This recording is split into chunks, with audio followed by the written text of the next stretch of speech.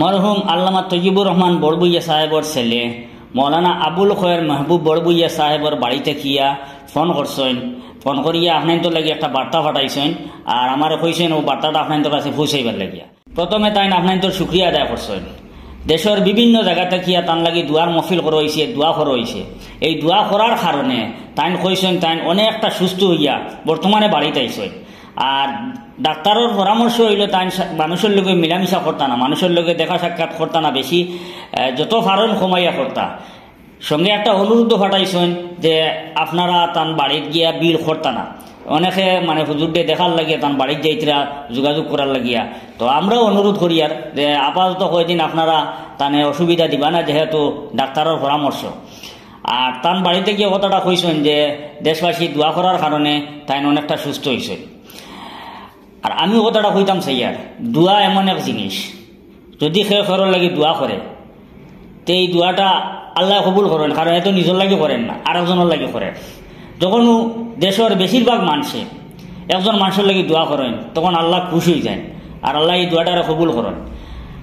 যেমন দেশের কয়েকজন মানুষে মিলিয়ে যদি কারোর বদুয়া দেয় এটাও কবুল হয়। তার কারণে আমরা সবসময় খেয়াল রাখতাম, কেয়ারফুল থাকতাম যে মানুষের বদুয়া লইতাম না, মানুষের দোয়া লইতাম।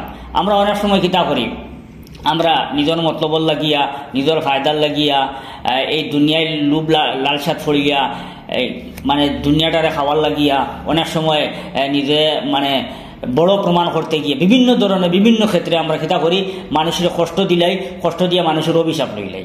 আর এই অভিশাপটাও কিন্তু একসময় খালিয়ে দাঁড়ায়, কিন্তু আমরা অনেক সময় বুঝি না। আমরা অনেকের উপরে অনেক বড় বড় বিপদ হয়। বেশিরভাগ তো বালা মানুষের বিপদ যেটা হয় এটা আল্লাহর পক্ষ থেকে পরীক্ষা হিসাবে আল্লাহ পরীক্ষা নেই। আর কিছু কিছু মানুষের উপরে বিপদ হয় এটা হইল মানুষের অভিশাপ। অনেকের কষ্ট দিয়া থাকছেন, অনেকের অনেক জায়গা জমিন দিয়া হোক, ধন সম্পদ দিয়া হোক, বিভিন্ন দিক দিয়া আমরা সাঁতাইয়া থাকি তখন মানুষের অভিশাপ লাগিয়ে আমরা ওই বিপদ হয়। তখন মানুষে এটা খেয়াল করতে পারে না, এটা বুঝতে পারে না। মানিয়াও নেয় না যে অমুকেরও ক্ষতি করার কারণে আমার আজকে এই বিপদ আইছে, অমুকেরও অসুবিধা দেওয়ার কারণে বিপদ আইছে। আর বিশেষ করে আলিম উলামায়ে কেরামগুলোর উপরে যখনও মানে কোনো ধরনের বেমার আজার বড়জন খুঁজু হয়, এটা একদম সঠিক 100% শিওর এটা যেন তান্তানোর উপরে তান্তান পরীক্ষা লাগিয়ে তান্তান্ডে পরীক্ষা করা হয়। ওটার লাগিয়ে আমরার বিবেক খোলার লাগিয়ে, আমরার ব্রেন সাফ হওয়ার লাগিয়ে আল্লাহ তান্তান্ডে পরীক্ষা পালায় যে আলিমকলরে যদি আমি ই পরীক্ষা নেই তুমি তেন আম মানুষ তোমার তান্ডে আমি কত কঠিন পরীক্ষা নিব। যারা দিন রাত আল্লাহ আল্লাহ করডা, আল্লাহর ইবাদত করডা, নমাজ বন্দেগী করডা, হক মাতিতরা, হক কাইতরা, হক পথে চলডা, মানুষের হক পথে ডাকিতরা, এরার উপরে যদি এরার লাগিয়ে যদি কঠিন পরীক্ষা থাকে তে আমরা যারা সবসময় না হক থাকিয়ার, মিশা মাতিয়ার, কবিরা গুণা করিয়ার, আটিতে বইতে ঘরের হক নষ্ট করিয়ার, দুইয়েসু করিয়ার, বিভিন্ন ধরনের জামেলাত গুনার মধ্যে যুক্ত আছি, আল্লাহ আমরা কত কঠিন পরীক্ষার আসন। তার কারণে আমরা সব সতর্ক থাকতাম আর মানুষের অভিশাপ লওয়া থেকেই বাঁচিয়ে থাকতাম।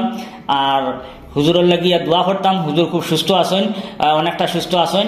আর বদরুদ্দিন আনোয়ার সাহেব ব্যাপারে দুইটা কথা কইতাম। সেই আর বদরুদ্দিন আনোয়ার সাহেব বর্তমানে আগের থেকে অনেকটা সুস্থ।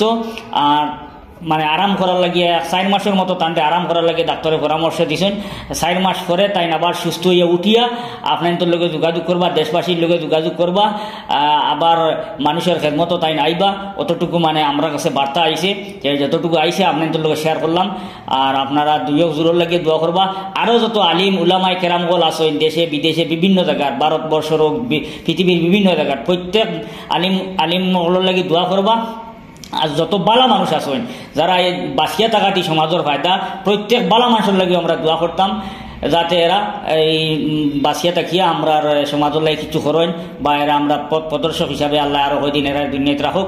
ও কথাটা হইয়া আজকের ভিডিও শেষ করলাম। ধন্যবাদ।